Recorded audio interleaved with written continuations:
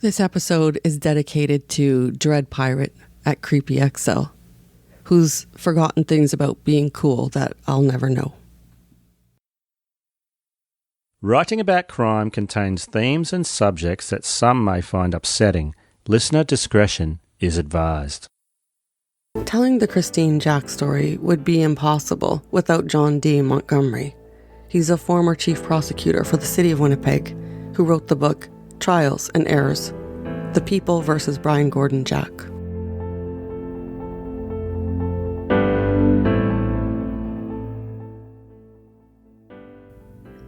What made the Christine Jack case of particular interest was threefold.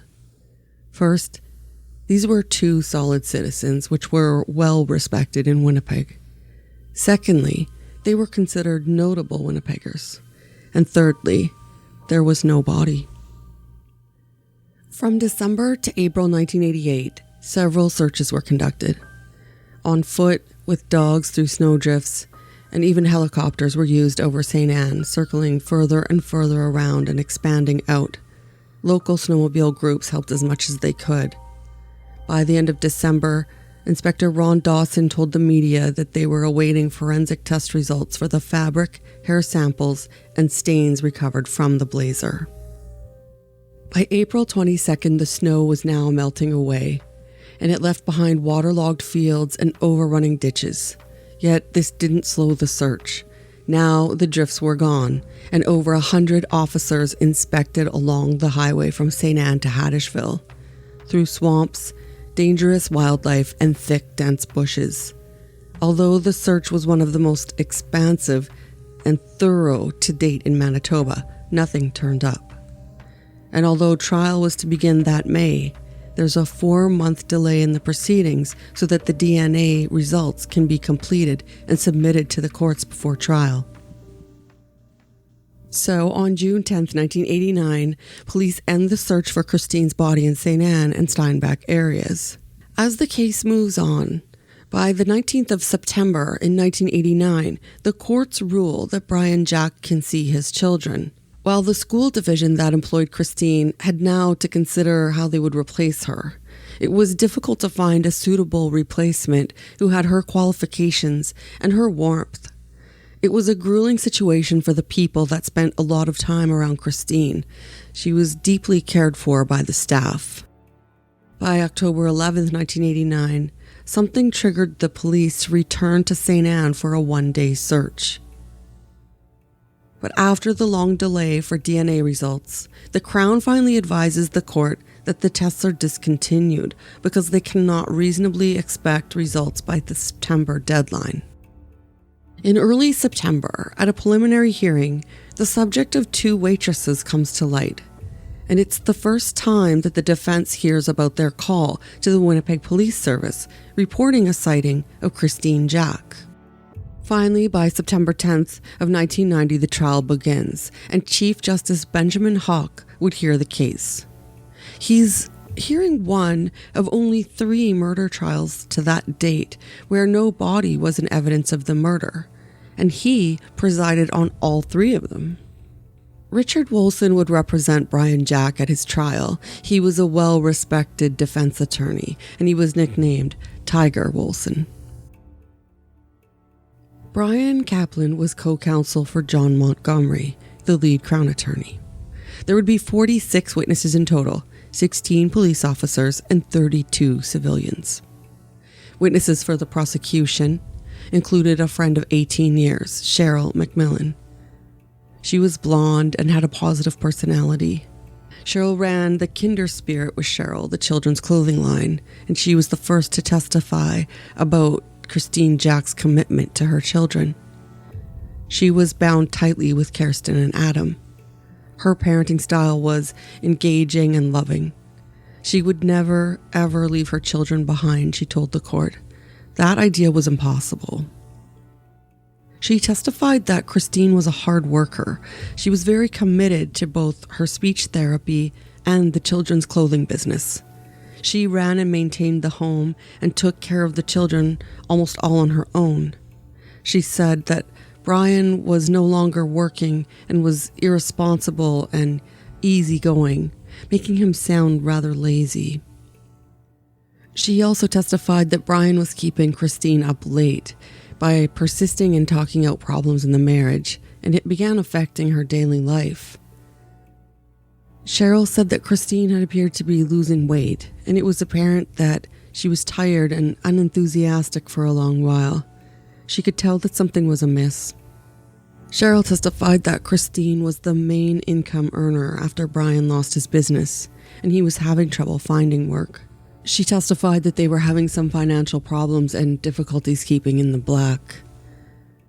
She said that on November 18th, it was Cheryl's idea that they take a small road trip to Grand Forks, across the Manitoba border into North Dakota. It was a destination for many Manitobans who want to shop and dine in the U.S. for a few days, and it isn't a very long drive. The next to testify was Donna Mae Henry. She was 32 years old and was a neighbor to the couple and had known Christine since they were both 15 years old. They had remained close friends into their university years, and then as they each married and raised their families, she saw how Christine was with her children, and she testified that it was impossible that she would leave. Regardless of what the marriage was like, she would not leave her children behind.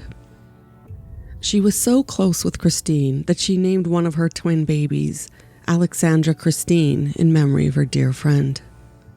And Donna's daughter was friends with Kirsten, and the families treated both daughters as if they were their own. She had known Christine since she lived on Alberg Drive before they bought the latest home. They had immediately hit it off, and she said they were closer than sisters. She testified that she would help out Christine and Cheryl with the children's clothing business, and that on December 10th, 1988, she was with Christine when she confided that she was afraid of Brian.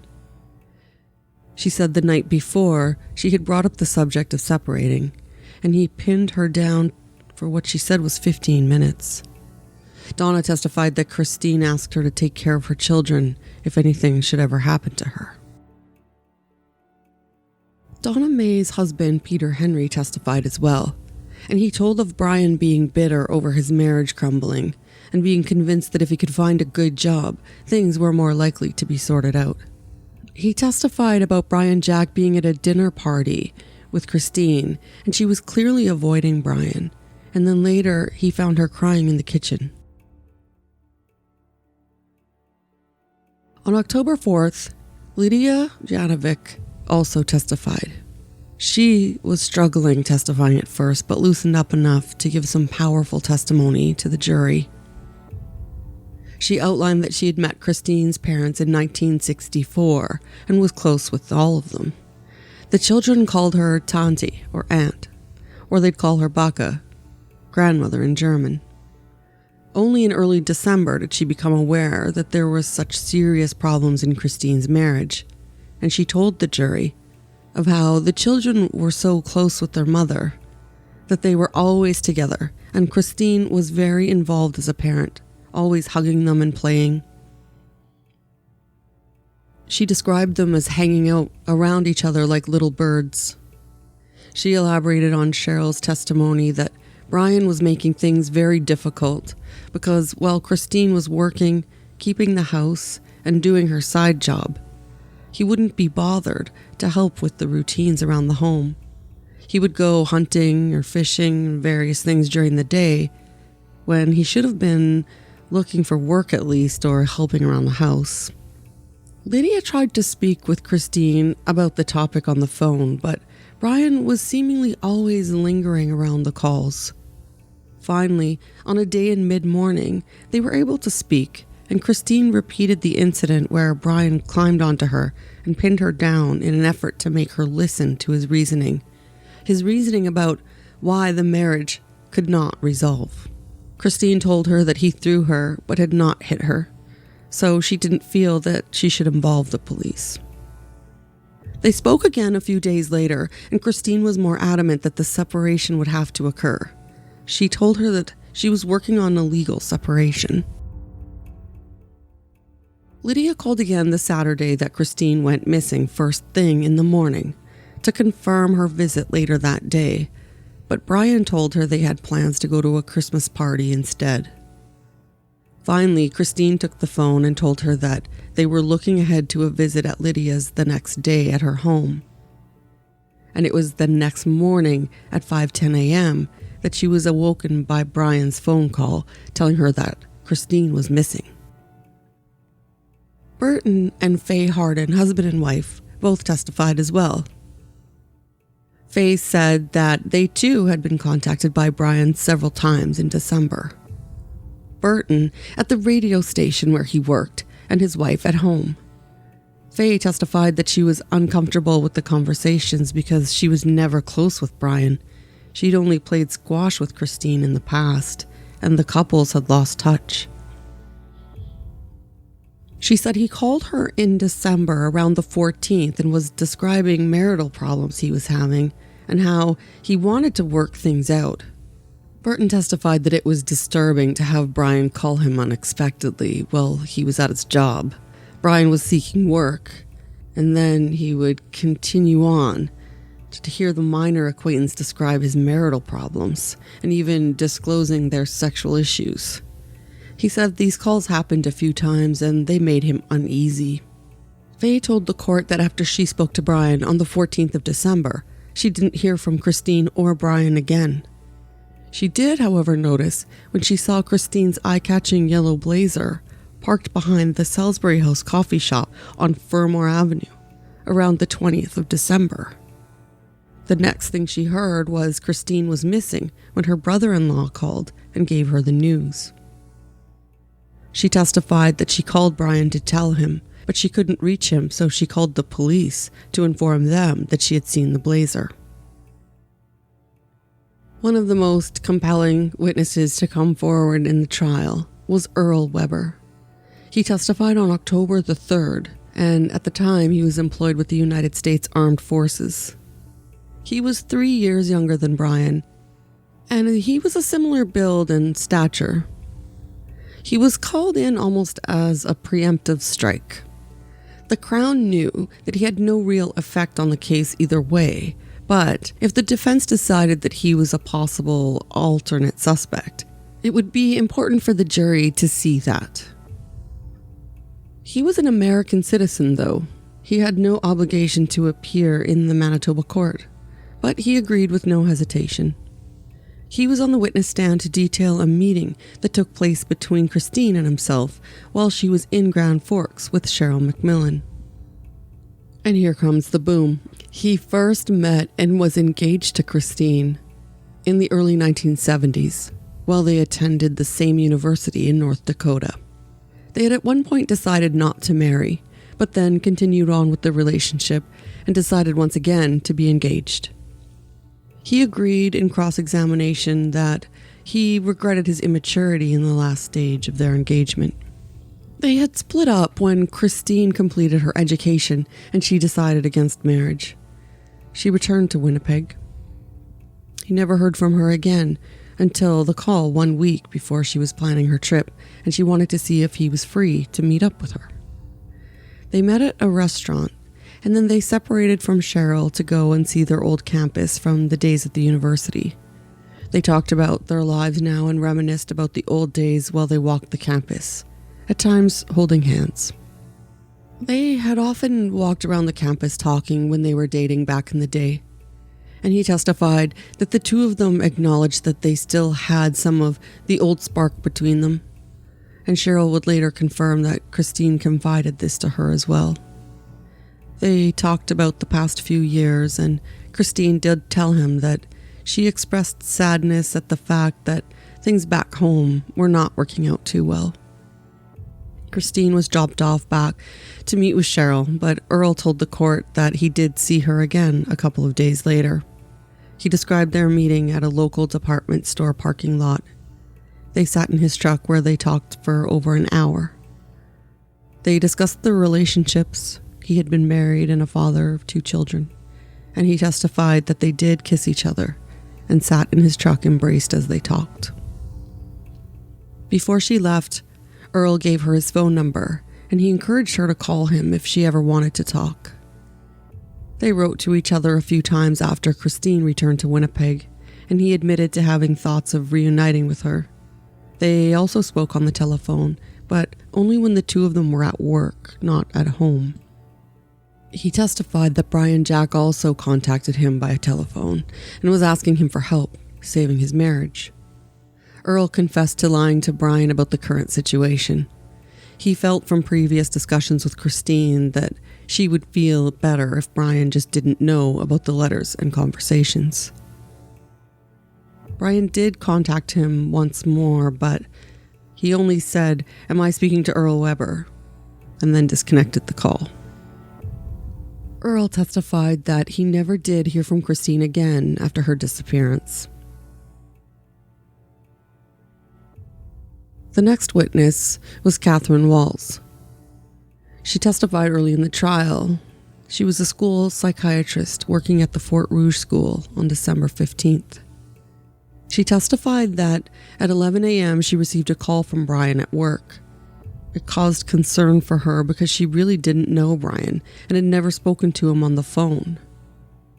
He even had to have the secretary track her down to even contact her. She tells the court that she was familiar with Christine and Brian as they had lived near her in their previous home, but that none of them kept in touch after they moved onto the new house a few years ago. And the call that she got from Brian was about half an hour long. She said there was not very much small talk at the beginning of the call. Brian just cut right in and started explaining that him and Christine were having problems and getting counseling, but it wasn't helping. And it was just making him feel worse about the situation. It's learned then that Brian had confessed that he forced himself sexually on Christine, and he confessed that he had done things he shouldn't have done. Catherine was stunned and not sure why he was calling her, but she took notes and listened to his description of the state of his marriage. She noted that Brian said he really wanted things to work out right because he loved his wife. And he mentioned he had a lot of stress because of being out of work. It made him feel a lot of pressure. And he described to her that he was trying to do more around the house so that he could make things easier for Christine. The biggest surprises haven't come yet, though. An RCMP blood expert testified that a rare blood type consistent with Christine Jack's was found in the family home and in the vehicle after she went missing. DNA was in its infancy, so this was compelling evidence. But next up was Alex Simard, who was called to testify for the Crown. And he shared details of seeing what could possibly be the Blazer after Paul St. Marie and James Hoodrick finally gave up on following him on the highway just before midnight the night that Christine had gone missing. He testified that he was driving up to Highway number 1 from Haddishville between 1 and 1:30 in the morning. Haddishville is about an hour and 10 minutes away from St. Anne, so it fits in the timeline very well. There was also hardly any traffic, so it was easy to remember the vehicle. He said he came up to a yellow Blazer that appeared to have a piece of cloth or towel hanging over the back bumper on the driver's side that was hanging from under the tailgate. He found the driver suspicious because he kept varying his speed and seemingly wanted to get rid of Alex either ahead of him or behind him. Finally, he decided to pass the Blazer and move ahead on his journey. Later in the drive, he pulled over to check his tires, and the Blazer passed him again. As Alex continued driving, he met up with the Blazer, and the driver was being erratic again. He described that the driver appeared to be about 30 to 40 years old and pretty tall.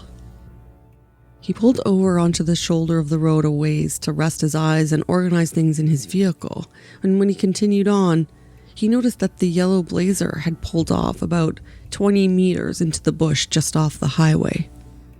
He noticed it had some kind of canvas or cloth on top of the vehicle, and he noted that it was very strange, all this behavior, but he just drove on shaking his head. It was only a day or so after that he recognized the vehicle in a press release. When he was shown a photo of Jack's Blazer in the courtroom, he identified it as the one he saw. It was very compelling testimony. But coming up next on November the 6th, Shirley Garbutt was called to the stand. She worked at the Rib Room at the Charterhouse Hotel, and 6 days after Christine went missing, she claimed to have seen her, alive and well. She describes a woman in dark clothing who arrived at the restaurant around dinner time. The Rib Room wasn't busy, and she was the only patron. Shirley says the encounter stayed in her mind because she noticed that she ordered a crab dinner, a higher-priced menu item, and a Caesar cocktail. And 45 minutes after she arrived, her meal was returned to the kitchen, untouched.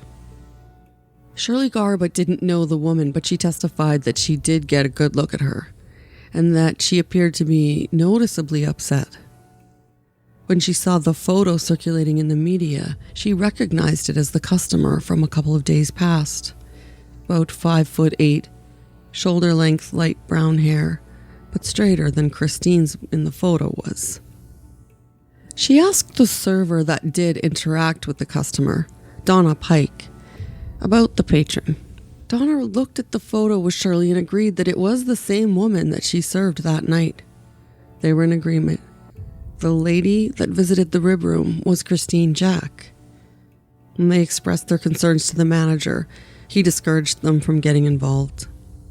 She didn't call the police immediately. There was about a week or so before she decided to call. When she was asked why the delay, she explained that because she wasn't the stranger's server and didn't interact with her directly, she was hesitant to get involved. But the more it sat with her, the more she felt that she should say something. So, after the delay, she finally decided to call and report what she saw. She was never contacted again for further information as Donna Pike was, and she didn't call back to inquire about the investigation. When she was asked by the Crown Counsel why she didn't feel that she should call again once she was aware that someone was charged with murdering the lady before the day that she saw her alive and well, her response was indignant. She snapped that she was the one that made the initial call, and no one contacted her after that. She mocked on the stand. It is the duty of the police to follow up on information provided by the citizens. I thought they would cover all leads. Obviously, they don't. On November 7th, Donna Pike is on the witness stand to testify about what she saw at the Rib Room on December 23rd, 1988. She wasn't hostile or aggressive, even though her questioning went on longer than her peers' testimony had. But she was impressive as she testified, because she exhilarated so much certitude. She unquestionably saw Christine Jack dining in the Rib Room that night. She said Christine came into the Charterhouse restaurant between 5 and 6 p.m. She ordered a crab dinner with salad and a Caesar cocktail. She was confident in her memory because it was striking that the woman paid $25 in cash for the meal and then didn't eat any of it. She appeared to be average height with dirty blonde highlighted hair and a coat that she described as fire engine red, which she never removed during her visit. She said that her demeanor was snappish and bothered. She saw the photo of Christine in the media the next day, and she was certain that she had served the lady at work. She called the police immediately, unlike Shirley, and she gave them her details so they could reach her if they had any questions. She testified that after hearing that Brian Jack was arrested in the murder, she was surprised. Nobody had ever contacted her about the sighting. She agreed that seeing the news of the search for Christine's body struck her as a wild goose chase. She testified that she wasn't prepared to let an innocent man be charged with murder when she was a witness that could absolve him. But when she was asked why she didn't contact the police again, she said they had my number. If they wanted to talk to me, they could have called me. When asked during cross-examination if it would concern her to know that Christine didn't have streaked blonde hair or own a red coat, she was matter-of-fact, saying she could have done anything in the days that she'd been missing. Another witness was Lauren Schenkel. The chief investigator was on the stand answering to questions regarding the claims that Christine had been seen alive after the date that investigators claimed she'd been killed. He said the investigation had moved from a missing persons investigation to a homicide investigation, so they weren't looking at tips that she had been seen. He said what happened transpired in the family home at 170 Alberg Drive on the night of December 17th, and it led to her death. Her husband was involved in that. Brian's defense pointed out that the witnesses in St. Anne who claimed that they saw Brian were interviewed almost immediately after they called in to advise that they had seen Brian in the Blazer. There were numerous calls coming in, he pointed out. However, because of the intense media coverage, there would be more apparent sightings. Schenkel said that he and his partner, Sergeant Edward Polishin, had attended to Brian's home, and Polishin introduced himself as a missing persons coordinator, even though both of them were actually associated with the homicide unit. He testified that Brian seemed annoyed after having spoken to almost 10 other officers, but then he began to detail the problems in the marriage, and he described Christine as having a faraway look in her eyes. The investigator also detailed how Brian admitted to making the anonymous call, detailing where they could find the Blazer, and repeated his reaction to the jury, "So what?" By November 14th, 1990, Richard Wilson made his statements to the jury, saying that the investigation was one-sided and inadequate. In a 2.5-hour submission, he says there is no evidence of Brian killing Christine, and he points out that, in fact, over 10 weeks, it was agreed by multiple people that Brian wanted his marriage to work, and that it was inconceivable that he would want to kill his rock, his strength, and his reason for living. He characterized his teddy bear-like client as having lived a 23-month nightmare, and that he would never take Christine from her children. He points out the presumption, of course, is innocence, and he implored the jury to review the 10-week trial and take note of how most were in agreement on the stand that Brian was desperate to save his crumbling marriage, and that Christine was clearly depressed and was even testing the waters with another love interest. He pointed out that police held back evidence that would have cleared Brian and only focused on anything that fit their assumption that Brian was involved. They ignored calls from potential witnesses that claimed they saw Christine sometime after the day that the Crown argued Brian had murdered Christine. He asked the jury if that was the kind of investigation that they wanted to put their faith into and convict an innocent man. He drilled in on the fact that most of the evidence was circumstantial and that there was no body as evidence of a murder. Richard Wilson tried to persuade the jury into believing that the witnesses that claimed to see Brian in St. Anne on the night of December 17th had all jumped on a bandwagon that was influenced by publicity around the missing mother. Leading Crown Attorney John Montgomery was more precise and direct with the 11 jurors. He presented them with the last ideas around Brian's obvious guilt. He said Brian was caught in a web of lies mingled with the truth. And yet even in early interviews with the police, Brian had claimed that Christine was a caring mother and she wouldn't have left without her children. The call to Catherine Walls and the letter that he wrote to Christine's father, as well as comments to mutual friends, all showed his desperation to save the marriage. But Christine's letter, found unsent, showed conclusively that she had no intention of staying with Brian. In fact, he would have to leave the home, regardless of his finances. She was making plans for the future and had confided into several of the witnesses that she was leaving Brian for good, and things were going to start looking up for her and the children. He argued this was not a lady who was planning on leaving her children. Christine was afraid of Brian. She told several of her close confidants that Brian had taken the conversations about their separation very badly. And on December 8th, he'd become frustrated at the discussions and threw her on the bed, pinning her there and yelling that she wasn't listening to him. It made her afraid. He was getting more aggressive and not being reasonable. Christine even asked her close friend to take care of the children if anything happened to her. The fear of something dangerous was real the weeks before she disappeared. Brian's account of how he spent the night of Christine's disappearance makes him suspect. Brian didn't just wait around for Christine to return home.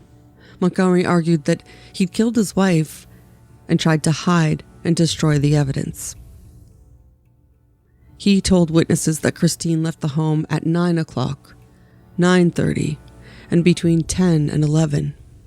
He told the Henrys that he'd been at their home at 4 a.m., which was unlikely. The next morning, he claimed that he'd already contacted the police, but that had never occurred until 10 o'clock that night. Several witnesses saw Brian in St. Anne with the blazer, and they even interacted with him, as well as inspected the blazer. Police had presented evidence that they had a tracer on Brian's home phone, and that he was the one to call in the discovery of the yellow blazer and tried to disguise himself as Henry. After trying to avoid giving any identification, he lied when he was confronted, and then seeing that they had proof, he said, "So I called it in, so what?" He compelled the jury to keep in mind the blood evidence. Human blood was found on the back of the blazer and on the carpet, the cushions, and the vase in the family home, and they all matched Christine's blood type, which was a rare type that would only match 3% of the population in Manitoba. In St. Anne, the witnesses that he interacted with on the night that he was trying to hide Christine, Paul St. Marie, Brenda Appleyard, Roger Pelode, Muriel Samard, and her husband Patrick, all identified Jack as the stranger needing his blazer repaired. They described his unusual behavior, of him not allowing anyone else to go into the vehicle to touch the ignition or the steering wheel, and how even in the cold temperature, he would not drive the blazer fully into the garage past the front tires. Paul St. Marie and James Hudrick both sternly identified the discovered blazer as the one that they worked on that Saturday. The sample of the mixture that was added to the blazer matched the samples taken from the blazer when forensics went over the vehicle. The two witnesses testified that they followed the blazer going east on Highway number 1 after midnight, and Alex Samard testified that he saw the blazer on the highway with a nervous driver that had a piece of cloth or towel hanging off the back, and he later saw it pulled off in the bushes. Judge Benjamin Walk's November 15th charge to the jury before they deliberate is a total of 11 hours. On November 16th, the jury that's been sequestered for almost 36 days go for 4.5 hours and return with a verdict of guilty. On November 16th, Brian Jack is found guilty and sentenced to life in prison for second-degree murder, following an exhaustive trial that's believed to be the longest in the province's history to that point. "At least it's over," Violetta Reitner, Christine's mother, told the Winnipeg Sun. On the 19th, an appeal is filed against the conviction, and the next day, Brian Jack's attorney is in front of Justice Phillip, requesting bail for his client, who had been on bail before his trial with no issues. He's quickly denied when the judge declares, "The accused comes to this court as a convicted criminal. He's no longer clothed with the presumption of innocence." Nearly a month later, Wolfson is back in front of a panel of judges, arguing an appeal and trying to secure bail for Brian. He was again denied, as the Chief Justice expressed that it had to be an exceptional circumstance to release a convicted murderer on bail. That December, Christine's friends and close co-workers hold a memorial service for Christine. Time goes on, but by November 1st, 1991, the appeals court has a hearing to decide if Brian Jack will be granted a retrial.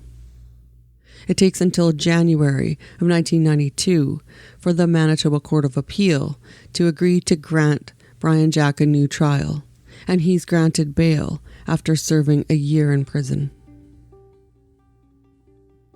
There are 23 reasons that were submitted as grounds for appeal, but there was only one that would stick.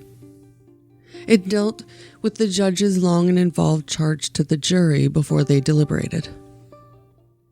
Details were covered in order of their occurrence, so the evidence of the St. Anne witnesses was reviewed before the servers from the rib room at the Charterhouse. The jury was cautioned about the pitfalls of eyewitness identification, and Chief Justice Soak told the jury that they should look for supporting evidence when deciding on its weight. The comments regarding the two witnesses at the Charterhouse could have been wrongly interpreted as not having supporting evidence, where if the jury felt that their witness testimony created a reasonable doubt, they should find not guilty in their verdict. They didn't require supporting evidence to believe their testimony. It's very convoluted because that charge was made more in relation to the witness testimony given by the people from St. Anne. They each had evidence to support each other's claims that they saw Brian Jack that night. There was a collective of people, and all could confirm each other's memory, as opposed to an individual sighting that may or may not be a case of simple mistaken identity. It sounds kind of reasonable, but not in line with common sense. The jury clearly got it, and if they had believed that the two servers indeed did see Christine that night, then they would have had reasonable doubt, and their verdict would have reflected that. However, not reasonable was some of the other stuff that was submitted in the document that supported the three-judge panel's decision to allow a retrial. As an example, Chief Justice O'Sullivan wrote in his summary, referring to Christine Jack as a two-timing, deceitful, and scheming woman who was infatuated with her boyfriend. Nothing in evidence or witness testimony supported that statement. But who did? Chief Justice Scott and Justice Phillip, who signed and approved the document, when they concluded that her murderer should be granted a second trial, because the two waitresses had mistakenly believed that they saw Christine dining in the restaurant. Their manager disagreed. He had testified that the lady served that night did not look like any of the photos of Christine, and he had encouraged the servers not to get involved. The document also raised the suggestion that drawing adverse inferences is not speculation, and went on to say that the jury was entitled to basically read into however they wanted, that DNA evidence wasn't presented, which wasn't possible to secure before the trial started, even after the 4-month delay. And where was Adam, Christine's son, who must have seen some material incidents that night that his mother had disappeared? The Crown didn't call him because he was so traumatized that they decided to focus on the other evidence rather than call him as a witness and subject him to cross-examination. He was suffering with night terrors and anxiety already, and he wouldn't have proved useful as a witness. Drawing inference from those 2 points could in fact be speculation in my opinion, but that was the law's suggestion to make. Although it seemed the main reason for a retrial was the judge's charge to the jury, Justice Joseph O'Sullivan wrote in his decision that the conduct of the Crown and the Winnipeg police was unacceptable, and he could order a new trial on those grounds alone. Chief Justice Scott didn't go as far, but he agreed that the information should have been passed on in a more timely manner. They view this as progress for the courts, because it ensures trials are more balanced and fair now moving forward, with Walsh saying, "You can't have a trial by ambush." The vice president of the Manitoba Trial Lawyers Association commented that timely disclosure referring to the waitress witnesses, would enhance justice by defending the rights of the accused. Brian's defense praised the courts for holding the Crown, or the prosecution as many call it, accountable for not bringing forth the evidence as well.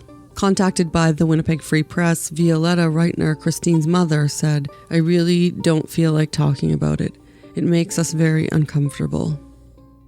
Christine's close family friend that she considered an auntie said that the children were so upset about the outcome of the trial that they refused to go through the city of Winnipeg when on vacation through the province of Manitoba the summer before. She said, "They don't talk about it." Cheryl McMillan did speak with them, and she said nearly the same thing. The idea of a second trial made her feel sick, and she claimed that the verdict wasn't a total shock because of the issue with the two waitresses.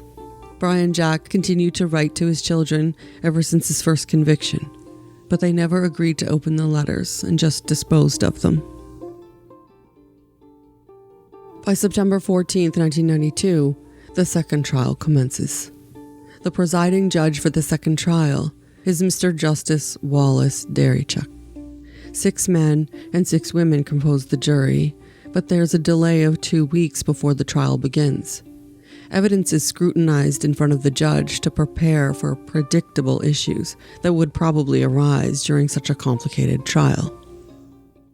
By the 28th of October, Richard Wolson gives his final address to a jury for the second time, and he points to similar arguments against the Crown as he had nearly 2 years before.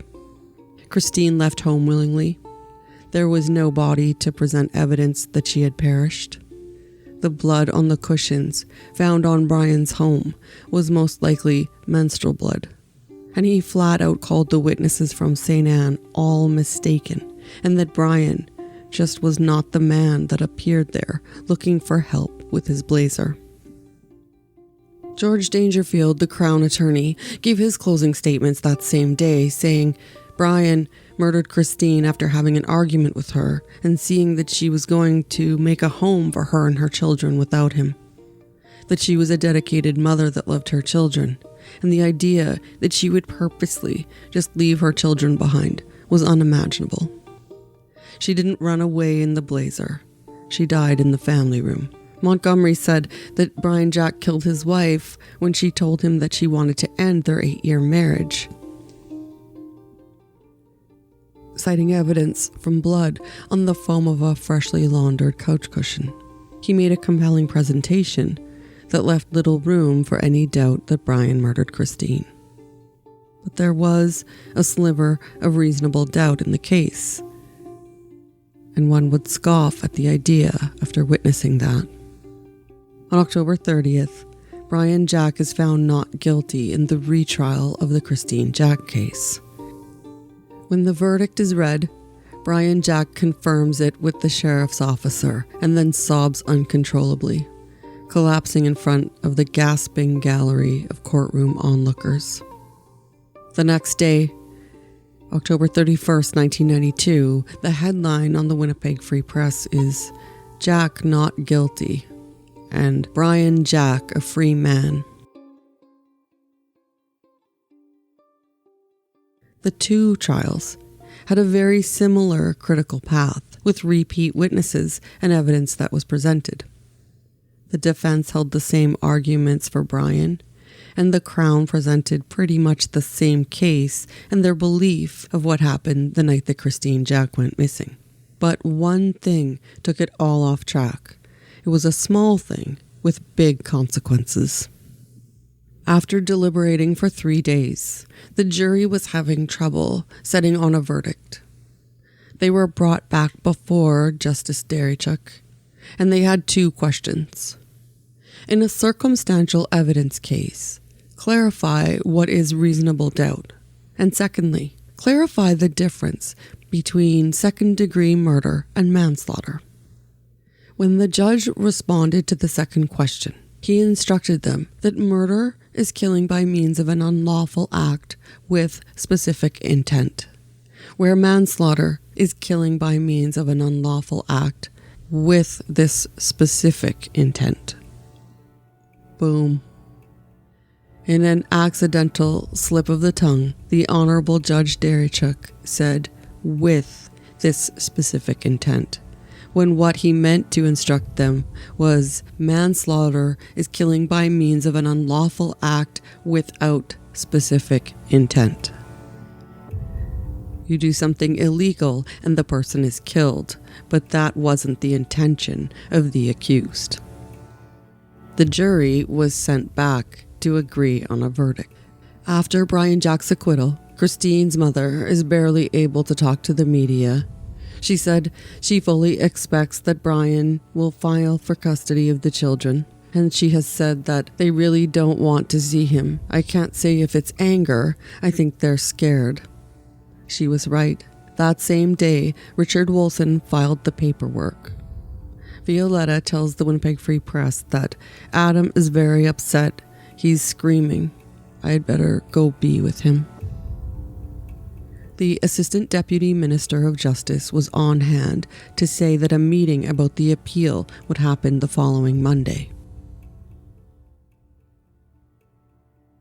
That same day, Kirsten sees her father on the news while she's in town for the trial, and she says he has awfully long hair, he should cut it. Christine Jack's mom tells the Winnipeg Free Press that she also feels Adam is struggling. He was initially considered to testify because he has a good memory, and he remembers things about that night. And referring to his memory of Brian, she says he remembers he wasn't there. She says she's glad that she kept every letter that Christine ever wrote, even from back in her childhood, because Kirsten will enjoy reading them when she's older. The next day, Jeff Ginden, the president of Manitoba's Lawyer Association, suggested that an appeal was likely after the sentencing phase because he suspected that the judge used certain comments that the jury foreman claimed caused some conflict as they deliberated, and it resulted in a last-minute charge in their final decision. On September 9th, 1993, a 17-page report is released. The Manitoba Court of Appeal unanimously agrees that Brian Jack will go back to trial. Chief Justice Scott agreed that the wording to the jury caused an issue with the verdict. And he argued that the jury possibly would have used that incorrect direction, considering only a little more than half an hour later, the deadlocked jury concluded their verdict. The slip of the tongue in this case, he said, is of great significance. He cited the fact that the 7 to 8 hour charge to the jury was excessive, and it wasn't reasonable to expect them to recall all of that information correctly, calling it totally unrealistic. And he decided that the accused should be tried for a third time.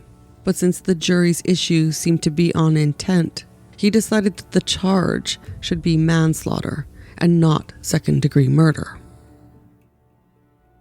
By May 24th in 1994, Brian's lawyer argued in the Supreme Court that the tribunal that called for Brian to be retried should be reversed. He was rejected, and the plan to go to trial for a third time was in order. And by January 30th of 1995, the third trial commences. Tiger Richard Wilson is representing Brian again, and this time he's up against George Dangerfield and Robert Morrison, two very respected prosecutors. Justice Skolland presided over the third trial, and it is not to be as long as the two previous trials, but was still exhaustive. With 45 witnesses called to the stand, the jury would have their focus running continually. By February 28th, they were finally sent to deliberate, and that same day, they returned to question Judge Skolland about two issues. The first was, where was Earl Weber? And the second was, what happens if we don't agree? The jury was instructed not to be concerned about Earl Weber on the night of Christine's disappearance, and he urged them to go back and deliberate using good common sense. They returned the next afternoon, stating that they couldn't reach a unanimous decision. Justice Scotland was determined, so he briefly ran over the main points of the case and sent them back to deliberate. 2 women have claimed that they saw Christine Jack 6 days after she disappeared, yet no one has heard from her or seen her for 6 years. Did the woman in the red coat look like Christine, or was she Christine? Measure it against the evidence. Did the witnesses in St. Anne all observe Brian in the bar and in the blazer, and then help him get on the road? Consider what is likely. What inferences can you draw from the anonymous call that Brian made? He also cautioned them of trying to be amateur investigators, and he instructed them to follow the evidence and the testimony that they have seen. He warned them of the pitfall of unfounded musings, causing another group of jurors to hear the exact same evidence just to reach the same rational conclusion that they could have. He carefully explained the legality around reasonable doubt, but put to them to consider it as brutally simple. How many blazers with stains of blood are likely to have been driving around that night? By March 2nd, now we're at 1995, the jury returns with a guilty verdict. It's for manslaughter, but they've notably elected a new foreman. Richard Wilson was immediately concerned that the judge's comments to the jury were too far pressured on the side of conviction. On March 3rd, in the penalty phase where the Crown requested 20 years, the defense asked for 2 or 3. Justice Scotland resolved 4 years, saying he believed that would meet the ends of justice. He said that he took into consideration the 14 months that Brian had already served in custody and the length of time that the charges have been hanging over his head. In his ruling, the judge called it an assault that went tragically wrong, and now Brian's own life was wasted because of the tragic and unintended death. An appeal would definitely be coming that June, where Wilson would argue that the judge made mistakes while clarifying and detailing the direction for the jury when they were hopelessly deadlocked.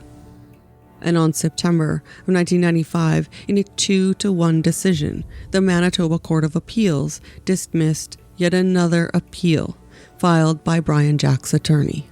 Chief Justice Scott was on the panel, as well as Justice Charles Huband, and together they agreed that the judge was right to clarify the facts as he did, and they didn't agree that it was too persuasive to either verdict. Madam Justice Bonnie Helper sat alone in her belief that the conviction should be set aside. She was the first female to sit on the Supreme Court in Manitoba. She had been a provincial court family judge and had been sitting on the Court of Queen's Bench Family Division before becoming a Supreme Court justice. But she didn't have near the experience or the expertise in criminal law to be sitting in judgment of the trial judge, and it showed in her determination that he had not presented the information in a fair and balanced way. Brian's counsel, Robert Wilson, had submitted that the issue of a stay of proceedings had not been addressed, and in this case, an acquittal was determined. So, for that very reason, Chief Justice Scott agrees to set a new date for the defense to argue their point, but not before pointing out that he strongly felt the sitting judge made a completely reasonable charge to the jury in the case, and so did Justice Huband. The delay in Brian's sentencing being carried out on weight of his appeal was dragged out for 3 more months. And by March 3rd, 1995, Christine's parents seek permanent custody of her 2 children. Lawyer Jack King is the lawyer representing Violetta and confirmed at pretrial that they wished to move forward in the hearing, even though Brian's conviction was only to be confirmed and he was sentenced later in the day.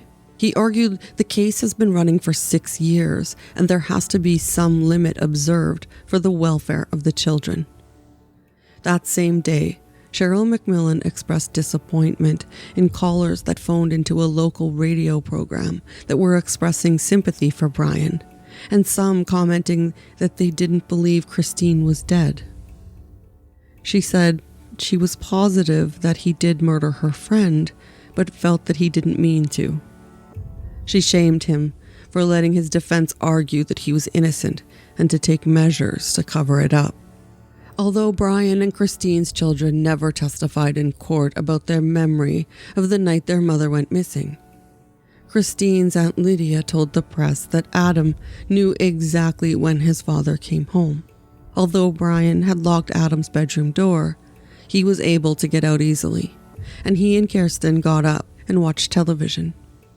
His claims were confirmed by the times and the names of the programs that they were watching on TV for hours until the early morning. It was suspected that Adam wasn't asked to appear in the court because he was suffering serious side effects of the event. He began to stutter frequently, and for the first 2 years after his mother was gone, he would sleepwalk and scream at night. Lydia said she was uncomfortable with the comments people were making about Christine just leaving. In fact, she believed that Christine's determination to have Brian removed from the home after Christmas so they could separate and begin the divorce process was what ended up costing her her life.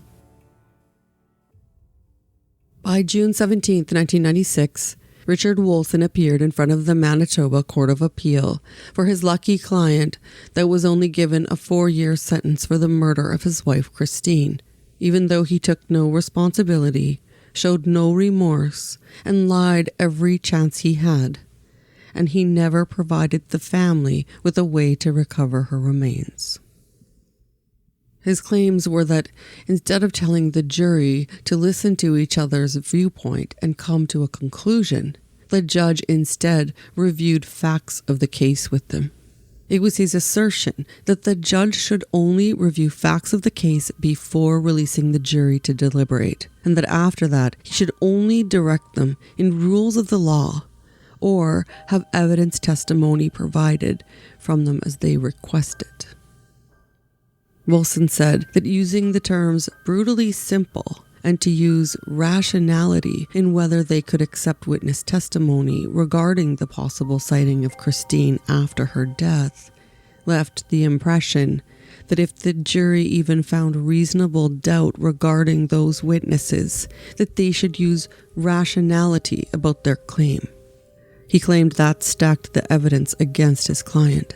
He said his client has had to live off of welfare on 2 occasions because he can't find meaningful work. His criminal record has left his life in shambles, and he elaborated that his client isn't sure from one day to the next where he stands in his future. Rick Saul also appeared at the hearing, arguing that 8 years later, Brian Jack still showed no remorse. He argued the sentence should have been longer, saying it falls short of what is warranted. Finally, that third appeal is dealt with on December 11, 1996, and 2 issues to be resolved remain. Is it abuse of process to try Brian Jack for the murder again? And if abuse of process is determined, a stay of proceedings could be enacted, where the accused would be released from the conviction with no criminal record. Secondly, does the Crown's argument for a longer sentence have merit?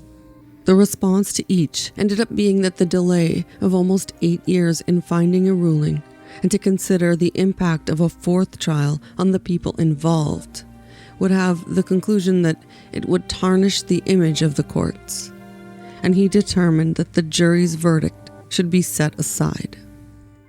To the second point of the length of the sentence, if it was found that the 4-year sentence was unfit, he would allow the Crown's appeal to increase the sentence to 6 years in consideration of the lengthy trial. It was agreed that Brian's appeal could move ahead to the Supreme Court once again, and on June 20th of 1997, the Supreme Court delivered a judgment on the appeal. After 3 trials, 2 convictions and 3 appeals, the Supreme Court ruled that there would be a stay of proceedings rather than a 4th trial seeking a conviction for the murder of Christine Jack.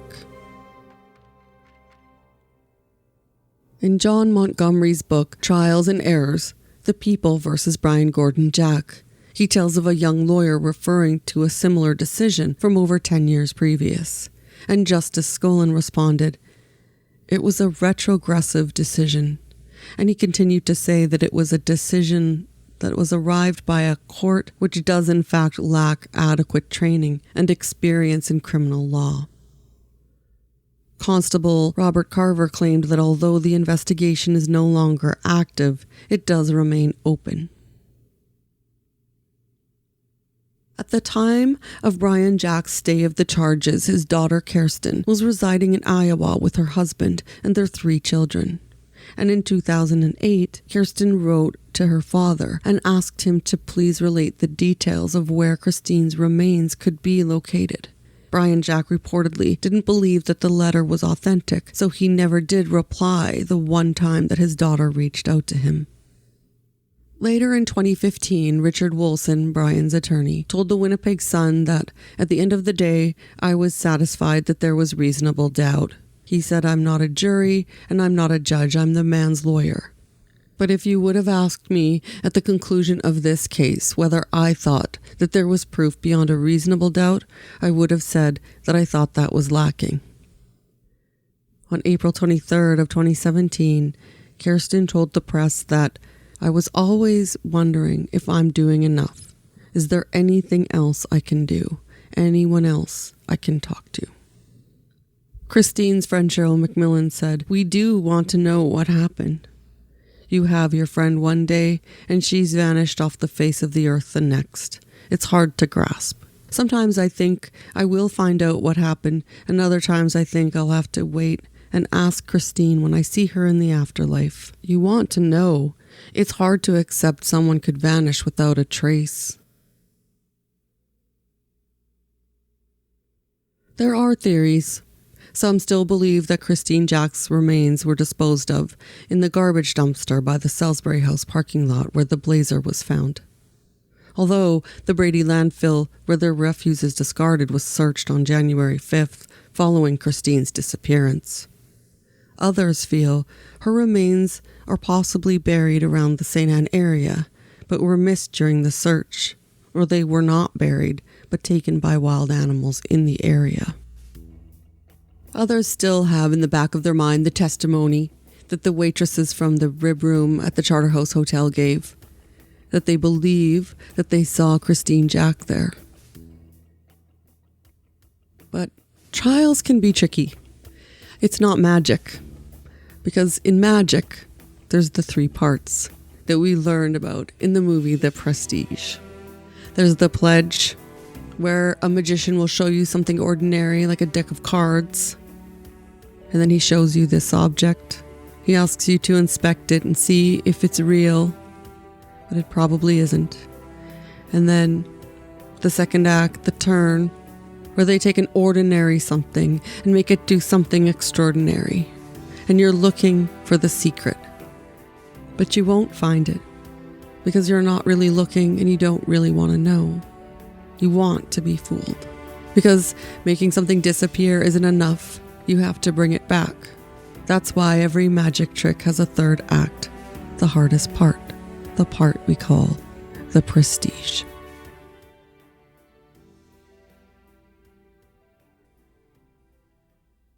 Thanks again for listening to this episode of Writing About Crime. I want to thank a few people. First of all, Crystal, for your support and your cheerleading through, I don't even know how to describe the drama before I decided to come back and do the podcast. But thank you, Crystal. I really appreciate how much you stuck with me. And I want to thank Lindy for her email, and Jennifer for her email, and Lee Bingham Redgrave for a case suggestion that I think you might hear pretty soon. Also, Melina from comment that she left on Facebook about a Netflix show. Thank you for reaching out. And Wyatt J for his message on Facebook. I also had some reviews that were really generous on iTunes from Curiosity Cat, And Morbidology left me a really nice review. I hope you check out her podcast. It's really good. And Carly Lee, as well as Aaron S.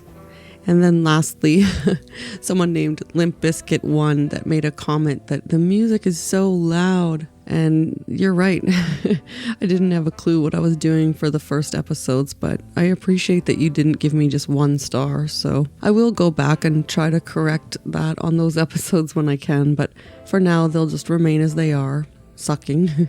But showcasing the amateurish attempt to create atmosphere. I'm not perfect in the process of learning, so hopefully if you continue to listen, you'll see it gets a little bit better, but I can't say much more. And then finally, I hope you enjoy these 2 promos, one for Active Shooter and another for a podcast called Sooner State. I hope you'll check them out. They're both really good. I enjoy both of them. All right, take care, everyone. That was a long episode, but thank you for not leaving.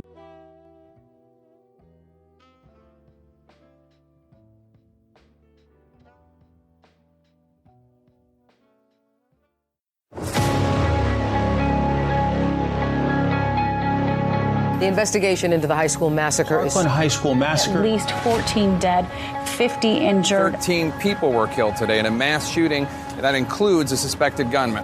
Active Shooter, a podcast that studies the psychology, motives, and methods behind some of the most notorious active shooters in North America and beyond. East Alameda Avenue. They're saying somebody's shooting in the auditorium. 315 and 314. We will discuss the whys, the hows, and most importantly, the proposed solutions. Can the proper mix of mental health services and gun access put a stop to what has now become an accepted everyday occurrence? Have we become desensitized and accepting of this new phenomenon? Join us as we break down each case and discuss the failures that led to each event and how we can identify and stop them in the future. Join us soon, and please subscribe to Active Shooter.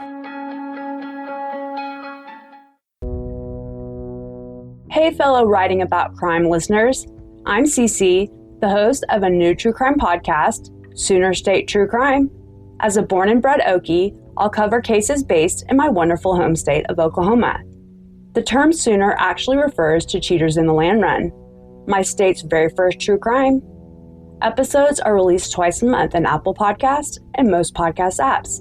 Visit our website, anchor.fm/crimestate to listen now. So come away with me to my crime state on the Sooner State True Crime Podcast.